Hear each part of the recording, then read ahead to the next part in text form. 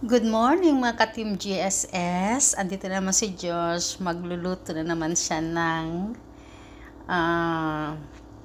sardines. Ayan, mackerel sardines. At saka meron tayong patola, bawang, sibuyas, kamatis. At saka meron tayong miswa. Ayan, kasi masarap to sa malamig na panahon, masarap ulamin. Ayan ang babaonin ni Josh sa kanyang trabaho. Ayan, kaya lulutuin na ngayon. Simpleng ulam at very affordable pa. So, let's do this.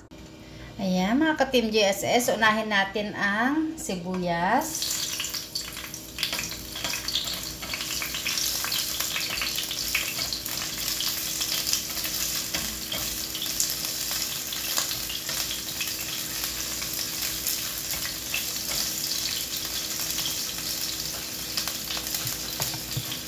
Bawang,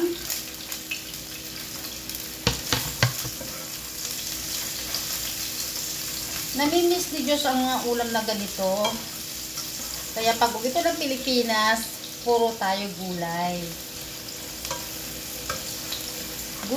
isda, ganyan. Iwasan muna natin ang mga meat. Kamatis,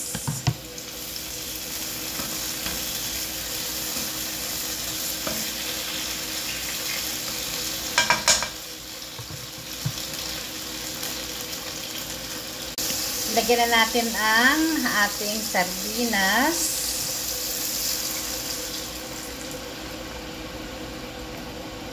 Lalaki pala nito.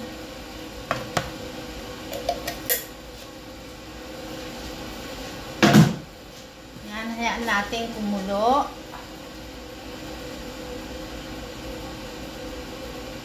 Pero lalagyan natin siya ng kunting sabaw para hatiin natin ito. Yan.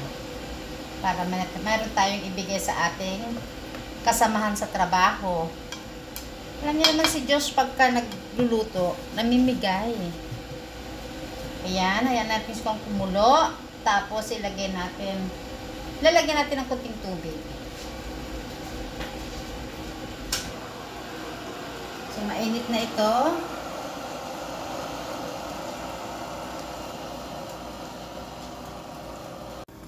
Ayan mga ka-Team GSS, nakulo na yung sardinas. Ilagay natin ang patola.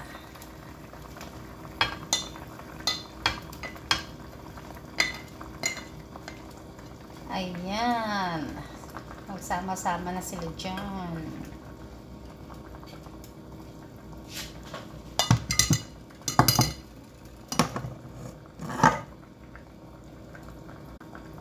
Takpan natin mga 2 to 5 minutes. Yan, luto na yan. Tsaka natin ilagay yung ating miswa. See you later! Ayan na mga ka-Team GSS, buksan na natin. Ayan, luto na si miswa ko.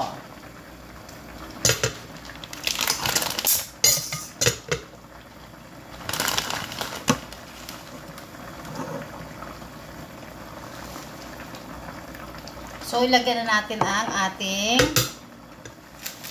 miswa.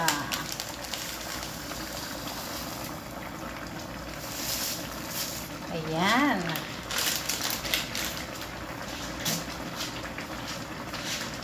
Hinaan natin ang apoy, ang palan. Ayan, huwag natin hahaluin. Usaya magaganyan, malulusaw.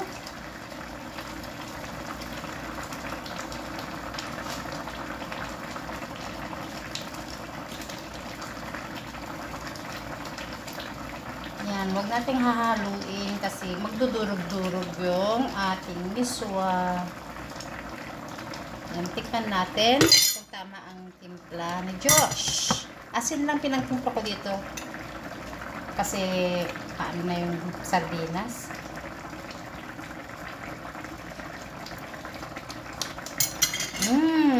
Yummy! Yummy to my tummy. Ganyan-ganyan lang natin para maghiwalay yung namuo siyang ano. Ayan.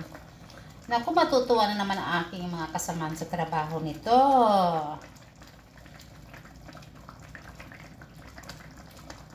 Ayan. Tapos na. Bye-bye.